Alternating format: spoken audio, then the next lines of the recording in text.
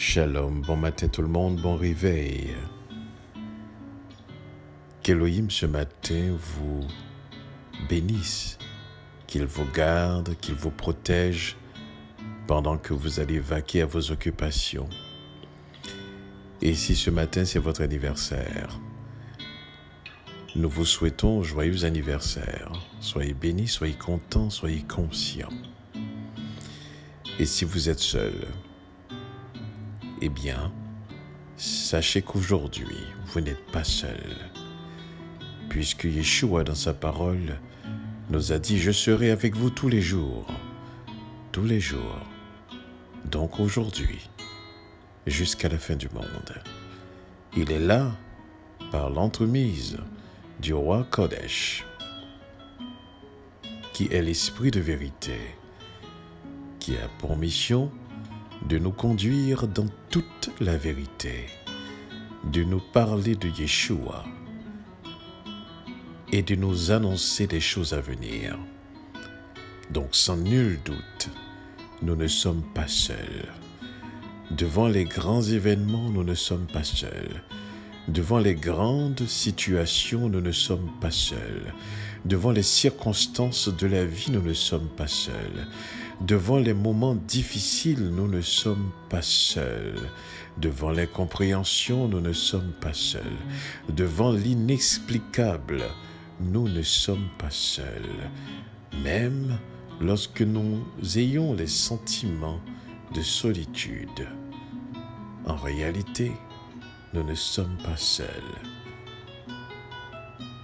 Mais à quel point en sommes-nous conscients de sa présence? Voilà ce qui fait toute la différence. Ce matin, j'aimerais partager avec vous un texte dans le livre de Michelet, donc Proverbes, au chapitre 14, au verset 14. Je lis pour vous. L'homme au cœur perfide sera gavé des fruits de sa conduite, mais l'homme de bien jouira des fruits de la sienne. L'homme au cœur perfide sera gavé des fruits de sa conduite, mais l'homme de bien jouira des fruits de la sienne. Qu'est-ce que ça veut dire? Le mot perfide peut être aussi traduit par le mot hypocrite. Et ce mot hypocrite, c'est un mot grec qui signifie acteur, celui qui joue un rôle. Si aujourd'hui, s'il y a un mot que nous pouvons comprendre, c'est le mot acteur, car nous connaissons les films qui sont produits et nous connaissons beaucoup d'acteurs, peut-être même des acteurs que nous apprécions lorsque nous regardons leurs films. Mais ce que nous voyons à l'écran ne sont pas forcément les réalités de ces acteurs-là. Donc, dans la langue grecque, on les appelle des hypocrites. Des personnes qui jouent un rôle qui ne reflète pas vraiment leur propre réalité. Alors, ce verset vient d'expliquer que l'homme au cœur, qui n'est pas vrai donc acteur, sera gavé des fruits de sa conduite. En un mot, celui qui a un cœur hypocrite sera rassasié de ses voies. Mais encore là, qu'est-ce que ça veut dire? Vous savez, nous vivons dans un monde où est-ce que les gens paraissent être, mais ne sont pas. Les gens sont motivés et guidés par leur intérêt. Tout ce qu'ils font, c'est en fonction d'eux-mêmes. Tout ce qu'ils cherchent, c'est pour eux-mêmes. Tout ce qu'ils veulent, c'est pour eux-mêmes. Eh bien, dans le livre de Proverbes, il est dit que ces hommes seront rassasiés. Mais ici, il ne faudrait pas prendre le mot rassasié dans le sens positif, c'est-à-dire satisfait. Il a plutôt une connotation négative. C'est-à-dire, l'homme au cœur perfide va récolter, écoutez bien ceci, va récolter ce qu'il a semé. C'est ce que Paul, plus tard, va dire, d'ailleurs, qu'on ne se moque pas de Dieu. Ce qu'un homme aura semé, c'est ce qu'il moissonnera aussi. Mais cette parole contient une vérité profonde, très profonde, qui relate d'ailleurs ce proverbe, l'homme au cœur perfide sera gavé des fruits de sa conduite, mais l'homme de bien jouira des fruits de la sienne.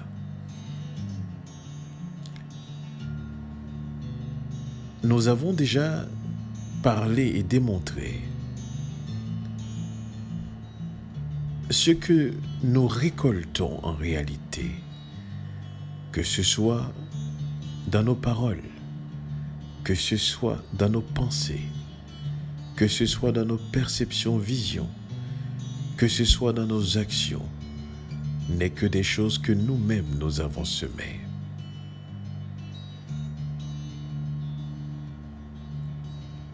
Je répète, ce que nous vivons,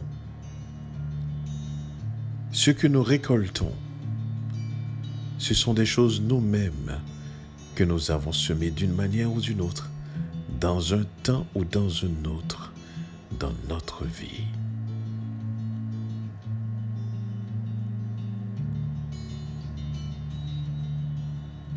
Lorsque je constate ma propre souffrance, lorsque je constate mes échecs,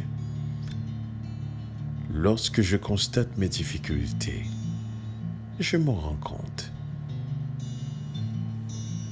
que c'est exactement ce que j'ai semé. Car à un moment donné de ma vie, j'ai refusé de comprendre. À un moment donné de ma vie, j'ai désobéi. À un moment donné de ma vie,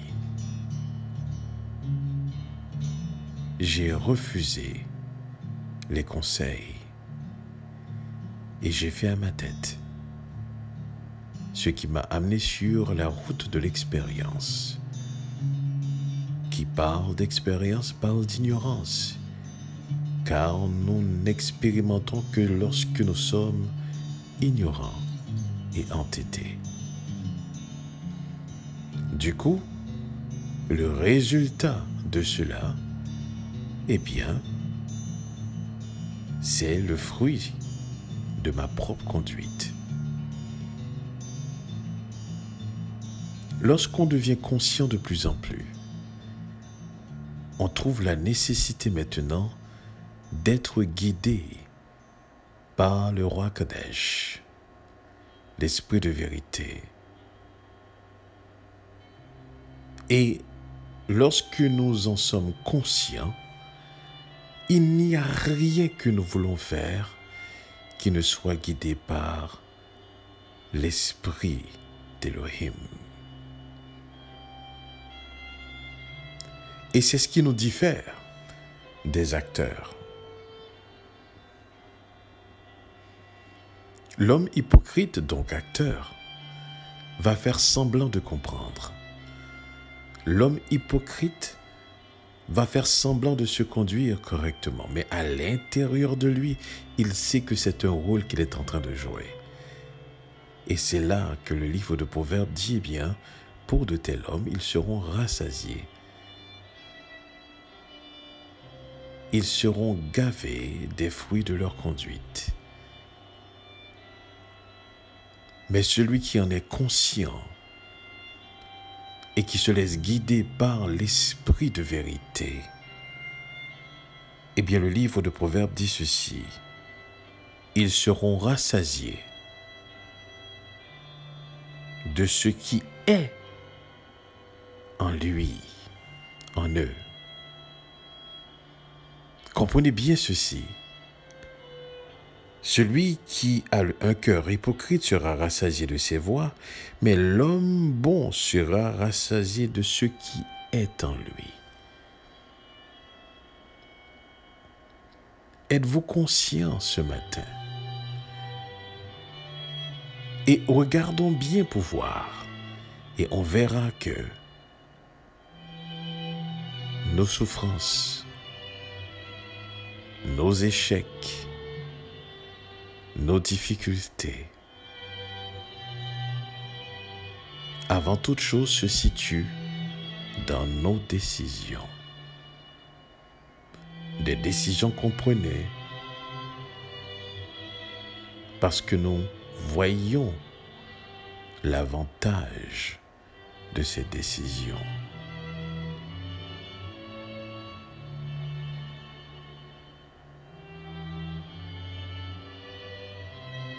On ne s'en rend pas compte lorsque nous sommes dans des situations. On est pressé de s'en sortir. Et des fois, lorsque nous voyons d'autres personnes que nous aimons souffrir de certains maux, de certaines circonstances de la vie, nous sautons à la première occasion afin de mettre fin à leur souffrance. Sans qu'on s'en rende compte, il peut y avoir des répercussions, des conséquences.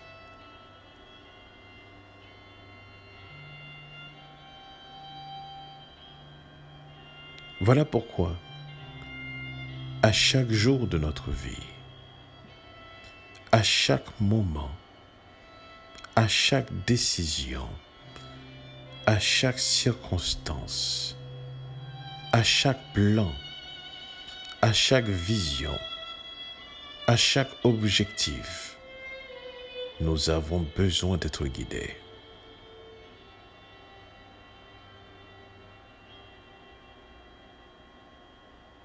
Lorsque nous décidons parce que nous avons été guidés, nous n'avons rien à craindre des circonstances apparentes qui peuvent être des choses qui manifestent un certain échec. Mais en réalité, nous venons de planter quelque chose qui va pousser une action, une pensée, une vision, une perception, une parole, une action qui en soi portera de fruits.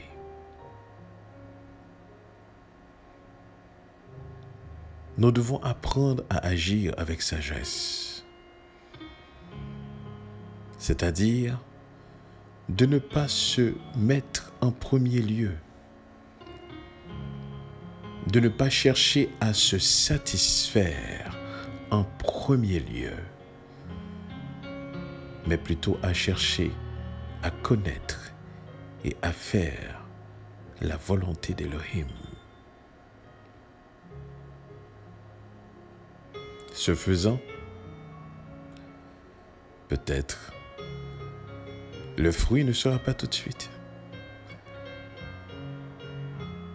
Quand vous plantez, quand vous semez une semence, vous devez vous rendre compte, cette semence ne pousse pas tout de suite, n'est-ce pas?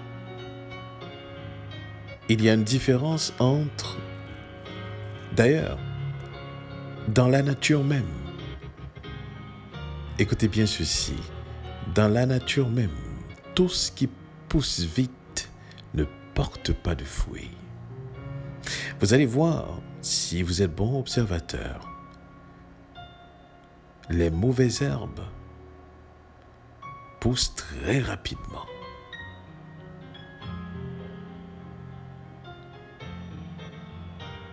Mais les bonnes choses prennent toujours du temps pour apparaître. Parce qu'il y a un processus.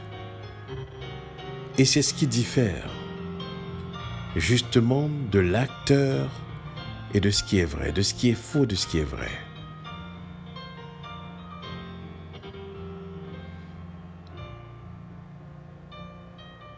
Tout ce qui est faux est toujours attrayant.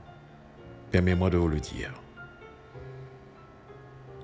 La fausseté est toujours attrayante. Mais la vérité, elle fait toujours peur. Vous savez pourquoi? Parce que il y a une nature chez l'être humain qui est attiré par ce qui est pas bien.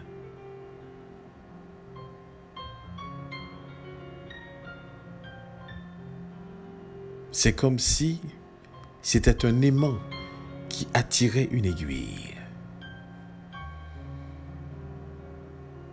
Mais pour l'homme qui est régénéré, la femme qui est régénérée, eh bien, c'est tout à fait le contraire. Au lieu d'être attiré comme le contraire d'un aimant, eh bien, tout ce qui est faux, mauvais est repoussé. Je me souviens quand j'étais petit, j'étais intrigué par les deux faces d'un aimant. D'un côté, il pouvait attirer le fer. D'un autre côté, il repoussait le fer. Cela m'intriguait énormément. Lorsque je les prends, les deux côtés qui s'attirent, ça colle rapidement. Mais quand je les mets à l'envers, je pouvais les peser pour être collés. Tant aussi longtemps que je pouvais exercer la pression, une pression plus forte que le champ magnétique à l'intérieur de ces aimants-là, eh bien, ils pouvaient rester collés. Mais aussitôt que la pression est sortie, ils se décollaient. Deux forces qui se repoussaient. Eh bien, l'homme qui est régénéré, transformé, marchant par l'esprit de vérité, eh bien, il est repoussé par le monde comme le monde le repousse. Il repousse le monde comme le monde le repousse. Il y a un champ magnétique, spirituellement parlant, qui ne permet pas le mélange. Tandis que on dit souvent dans le langage mondain que deux contraires s'attirent. Mais lorsque nous regardons l'aimant, c'est tout à fait le contraire. C'est ce qui se ressemble qui s'attire. Mais l'autre côté de l'aimant se repousse.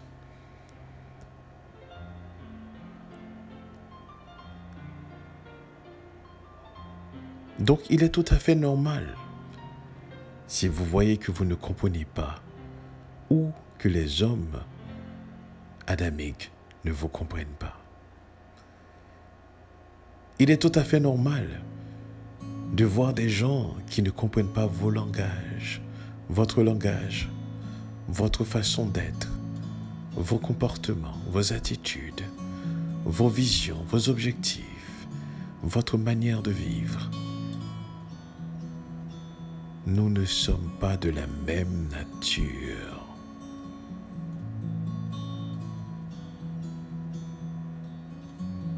Comprenez bien ceci. L'homme au cœur perfide sera gavé des fruits de sa conduite, mais l'homme de bien jouira des fruits de la sienne. Celui qui a un cœur hypocrite sera rassasié de ses voix, mais l'homme bon sera rassasié de ce qui est en lui.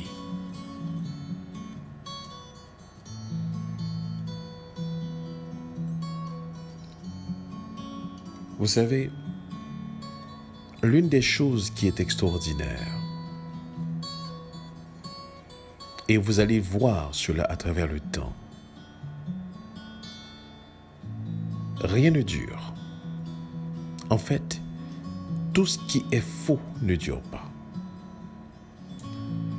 Peu importe l'intensité, la passion que cela pouvait dégager, si c'est faux, cela ne durera pas.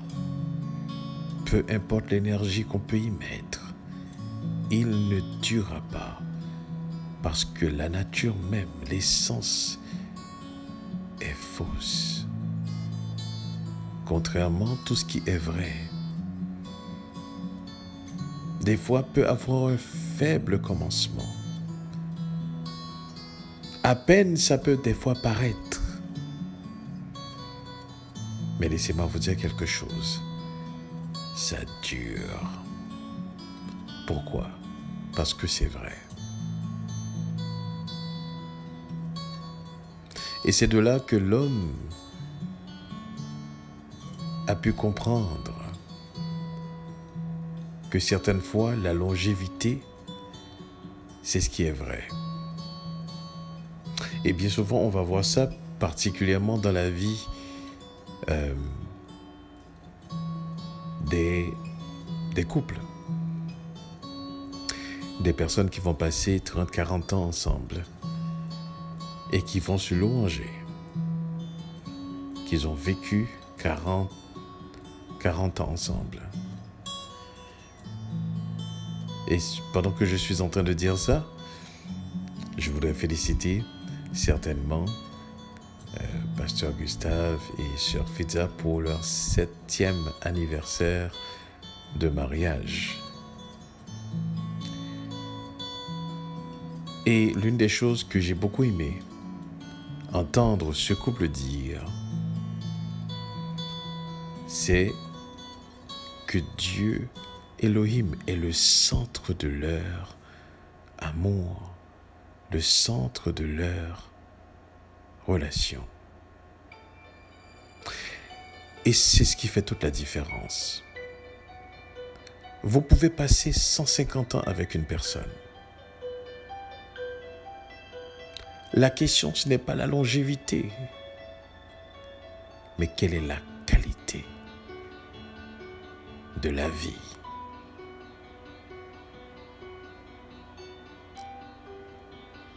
J'ai déjà entendu des témoignages des homosexuels, pardonnez-moi d'en parler, c'est la vérité, qui ont passé 30, 40 ans ensemble aussi. Des hommes avec des hommes, des femmes avec des femmes qui ont passé du temps ensemble.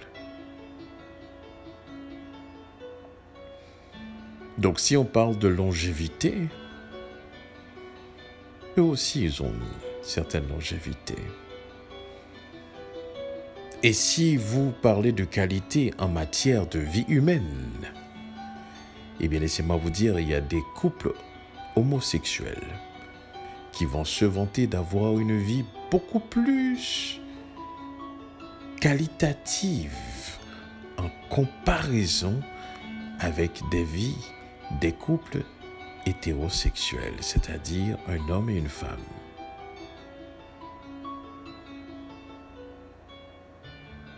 Voyez-vous, on ne peut parler de qualité ou de défaut en fonction de l'humain. Mais laissez-moi vous dire quelque chose. le couple selon Dieu. Cela qui vit, écoutez bien ceci, cela qui vit dans la crainte d'Élohim, dans la sagesse d'Élohim, dans l'amour d'Élohim, ce n'est pas un couple qui ont seulement la longévité. Ce n'est pas un couple qui témoigne certaines fois, qui témoigne de la qualité, mais c'est un couple aussi qui grandit spirituellement. Et il y a un phénomène que j'ai pu constater. J'ai constaté les personnes véritablement qui s'aiment. Écoutez bien ceci, leur amour s'intensifie avec le temps.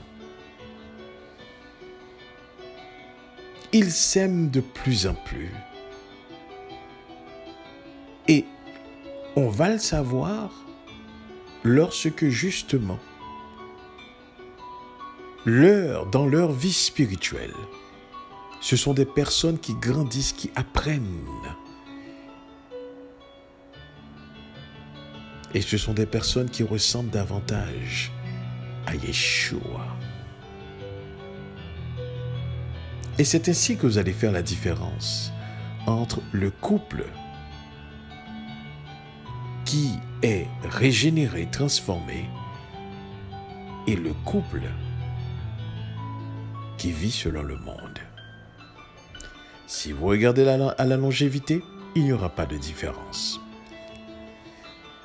Si vous regardez à la qualité en matière humaine, peut-être même que vous allez trouver le couple homosexuel beaucoup plus en matière de qualité humaine, attrayante. Le couple peut être beaucoup plus attrayant que le couple hétérosexuel. Je suis désolé de dire ça, mais c'est la vérité. Mais lorsque vous regardez dans l'être, qu'est-ce qui émane? Eh bien, vous voyez autre chose. Parce que la finalité, ce n'est pas seulement la longévité.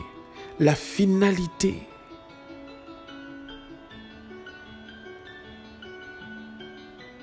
on finira par ne pas être bien. Pourquoi? Parce qu'au départ, le fondement de cette union n'était pas bien. Donc le résultat final sera pas bien. Tandis que le couple, que ce soit hétérosexuel ou homosexuel, comprenez bien ceci, même les couples hétérosexuels aussi, des personnes qui se rencontrent, mais Elohim n'est pas au centre de leur vie. Ce sont aussi des hommes qui vivent avec un cœur perfide. Bien souvent, on va allonger le droit sur l'homosexualité, qui est un fait. Mais laissez-moi vous dire quelque chose. Vous ne serez pas différent non plus. Si votre vie est construite sans Elohim, c'est le même sort qui vous est réservé.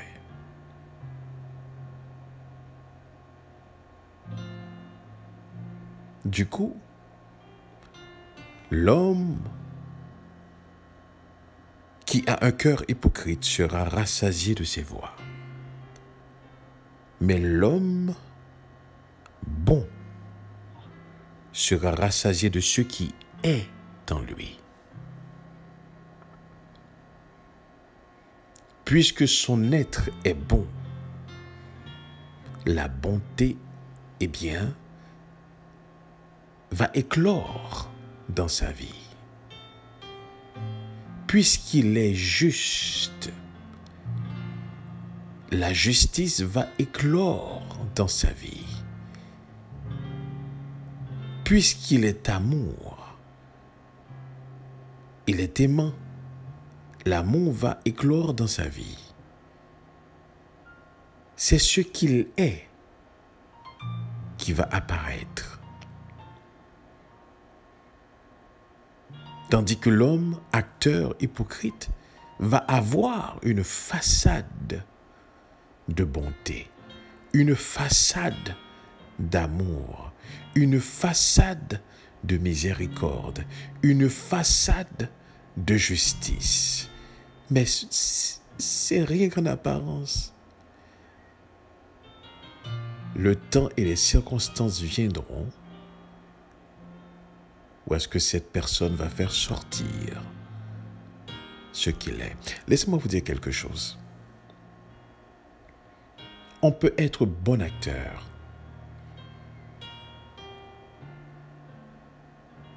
On peut être très bon acteur. Mais laissez-moi vous dire quelque chose. Ce que nous sommes finira par se manifester d'une manière ou d'une autre. Voilà pourquoi il est important de s'assurer qu'on n'est pas acteur, qu'on n'a pas un cœur hypocrite, mais qu'on est transformé, que l'esprit de vérité nous change, nous rend conscients et nous sanctifie. C'est ma prière pour moi-même. C'est ma prière pour vous ce matin. Celui qui a un cœur hypocrite sera rassasié de ses voix, mais l'homme bon sera rassasié de ce qui est en lui. Qu'Élohim vous bénisse ce matin. Restons conscients de sa présence.